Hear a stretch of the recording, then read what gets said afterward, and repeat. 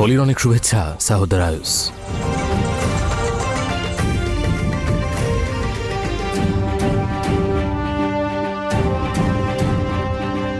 আপনাকেও মহারাজ পোমনি। আজ একটা গুরুত্বপূর্ণ দিন। আজ আমি নিজের অংশীদারের নয়, বরং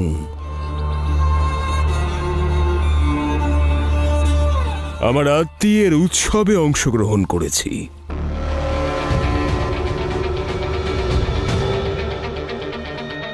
হোলির অনেক অনেক শুভকামনা।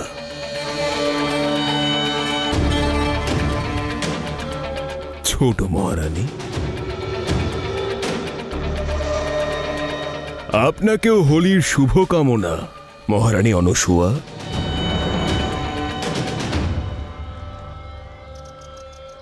আশা করব হোলির এই উৎসব আমাদের সবার জীবনে নতুন উৎসাহ আর নতুন রং ভরে দেবে।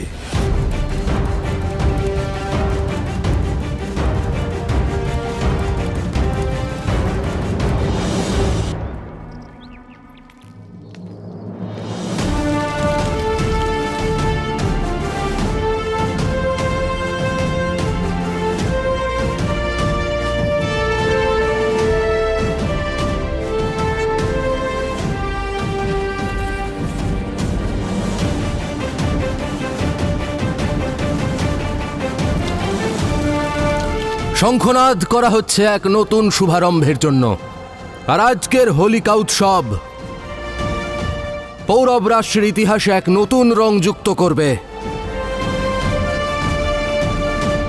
আপনারা জেনে প্রসন্ন হবেন, রাজকুমার কনিষ্কের বিবাহ পৃথিবীর সবথেকে বড় সাম্রাজ্য পারস্যের সাহদরায়ুসের কন্যা রাজকুমারী বার্শিনের সঙ্গে নিশ্চিত হয়ে গেছে। মহারাজ বমনির, সাহদরায়ুসের, মহারাজ বমনির, সাহদরায়ুসের, মহারাজ বমনির, সাহদরায়ুসের, মহারাজ বমনির, সাহদরায়ুসের। সাহদরায়ুস, হোলির এই উৎসবে দুই সাম্রাজ্যের মিলনের শুভক্ষণে আপনি কি পৌরব রাষ্ট্রের প্রজাদের কিছু বলতে চাইবেন? অবশ্যই।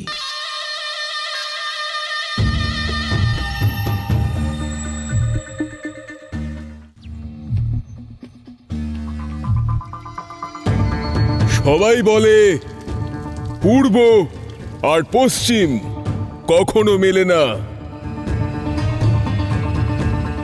খুব তাড়াতাড়ি এই প্রবাদ মিথ্যে প্রমাণিত হতে চলেছে, কারণ এই পৃথিবীর দুটো বড় শক্তি পৌরব রাজ্য আর পারস্য এক হতে চলেছে। অংশীদারি আত্মীয়তায় পরিবর্তিত হতে চলেছে। মহারাজ বমনির, সাহদরায়ুসের, মহারাজ বমনির, সাহদরায়ুসের, মহারাজ বমনির, সাহদরায়ুসের, মহারাজ বমনির। আপনাদের প্রত্যেককে অনেক অনেক ধন্যবাদ। সাহদরায়ুসের, মহারাজ বমনির। এই জয়ধ্বনি প্রমাণ করছে যে আপনারা সবাই নিজেদের দেশের এই উন্নতিতে কতটা খুশি হয়েছেন। আমার গর্ব হচ্ছে যে আপনাদের ভারত পারস্যের অংশ হলো, আর আপনাদেরও প্রত্যেকের এটা নিয়ে গর্ব করা উচিত।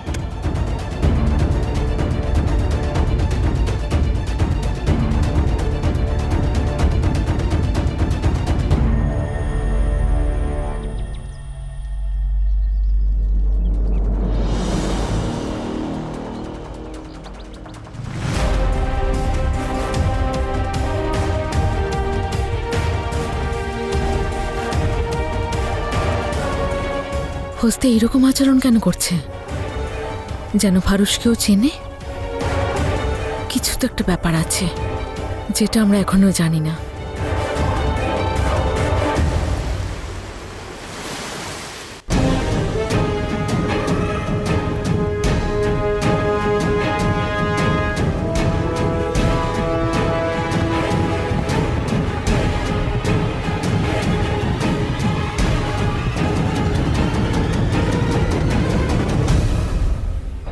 আমি ভেবেছিলাম সবটাই শান্তিতে সম্পন্ন হয়ে যাবে, কিন্তু মনে হচ্ছে নিয়তি এটাই চায় যে ক্রান্তিটা সকলের সামনেই হোক।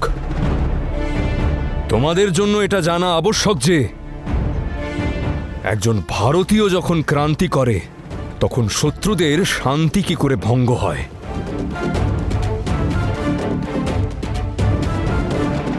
এগিয়ে এসো।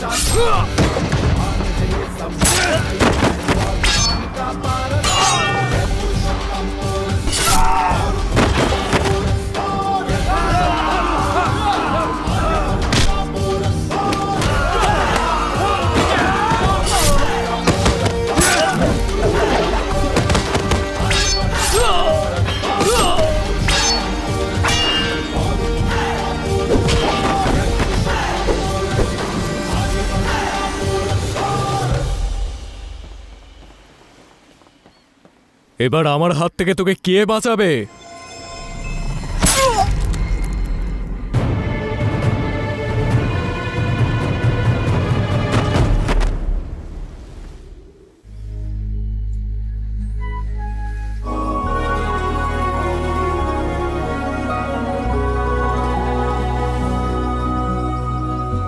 লাচি,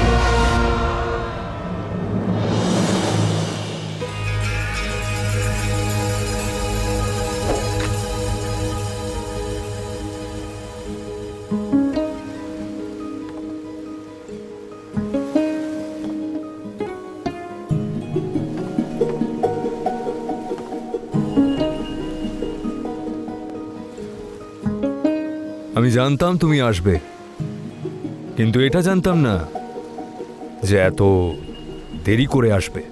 অনেক আগেই এসে গিয়েছি, শুধু দেখছিলাম তুমি একাই ফার্সিদের সঙ্গে পেরিয়ে ওঠো নাকি না। আর কি দেখলে তুমি? এটাই যে তোমার আজও আমাকে প্রয়োজন আছে পুরু।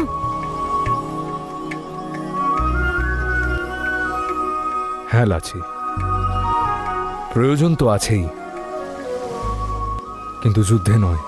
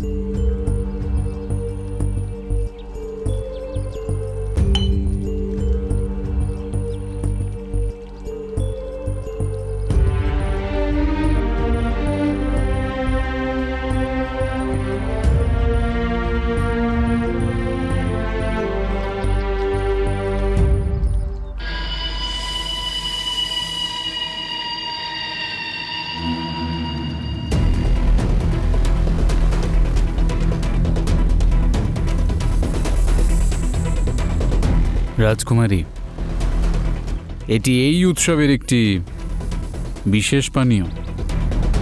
আমরা এটাকে ভাং বলি।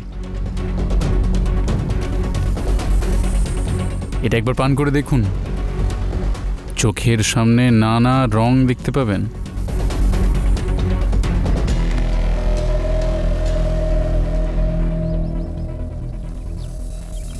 হস্তি,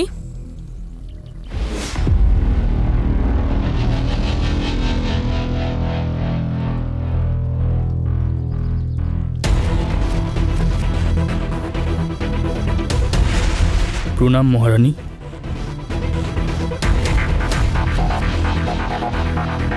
আসেনিও এখনো? কে? তোমার মাতা পৃথা। তুমি তো এটাই বলেছিলে না যে উনি আসছেন? হ্যাঁ, আমি ওনারই অপেক্ষা করছি। আমি এগিয়ে গিয়ে দেখছি।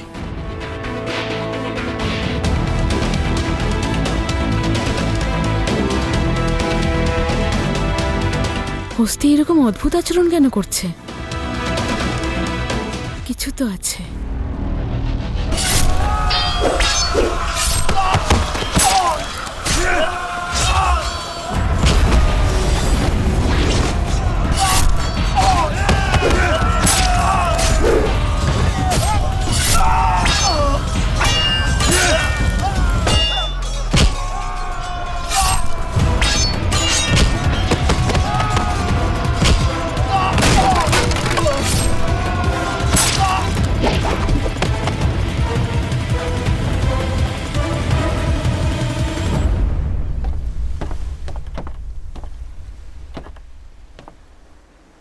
লাচি বলেছিল যে আপনারা আমায় আর বিশ্বাস করেন না।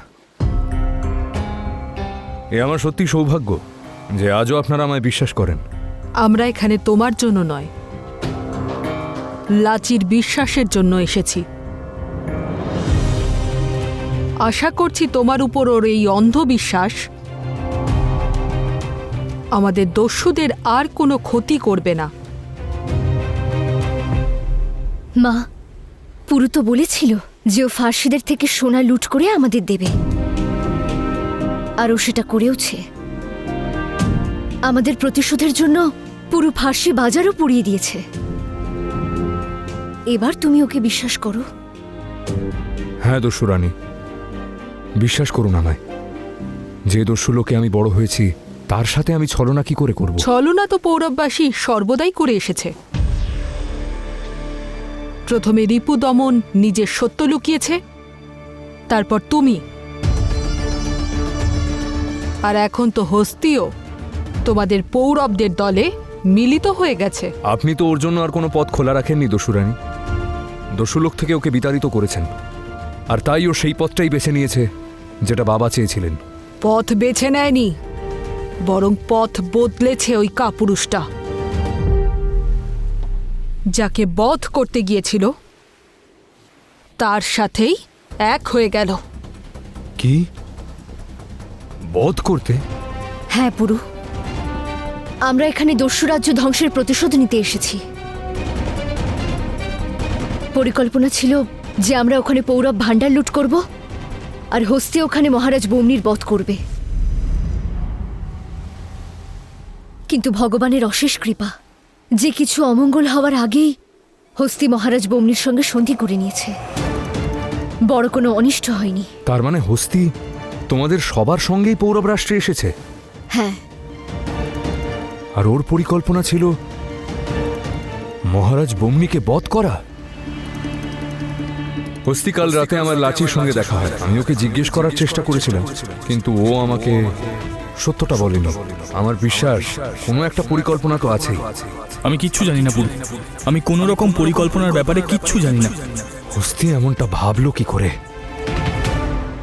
কারণ ওর কাছে আর অন্য কোনো পথ ছিল না। আমি ওর দস্যু লোকে থাকার অধিকার কেড়ে নিয়েছি, আর এখন ও শুধু তোমার উপর প্রতিশোধ নিতে চায়। প্রতিশোধ? আমার উপর? পুরু বাবা এটাই চাইতেন যে আমরা দুজন ভাই একসাথে থাকি, বাবার ইচ্ছা ছিল যে পুরুষ শক্তি হোক হস্তি।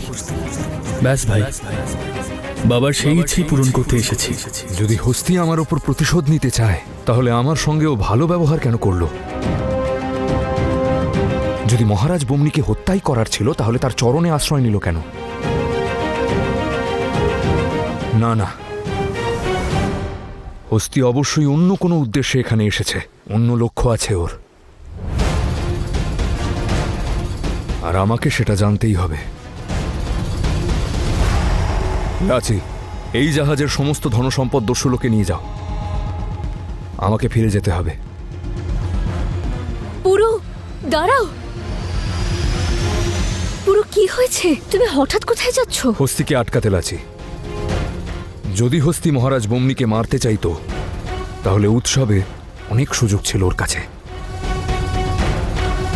ও অবশ্যই এমন কিছু একটা ভাবছে যেটা আমাদের ভাবনার বাইরে। কি উদ্দেশ্য থাকতে পারে হস্তির?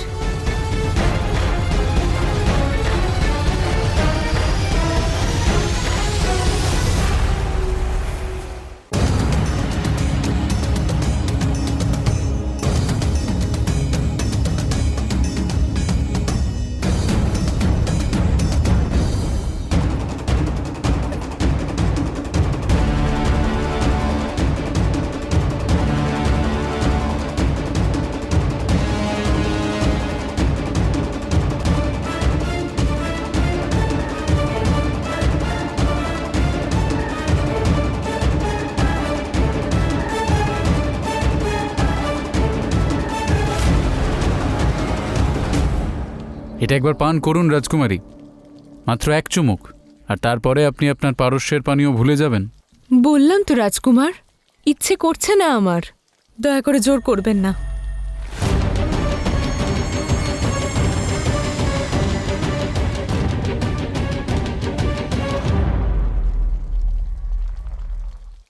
আপনি আমার রাস্তা থেকে সরে যান, না হলে আপনার প্রাণ নিতে আমি বাধ্য হব।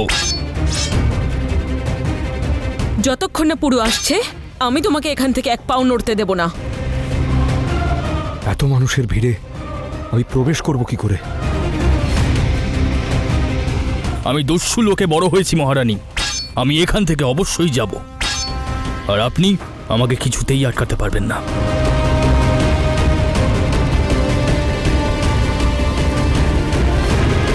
অনুচিত কোনো কার্য করো না হস্তি, বাবার চিন্তাধারা আর ভাবনার অসম্মান করো না।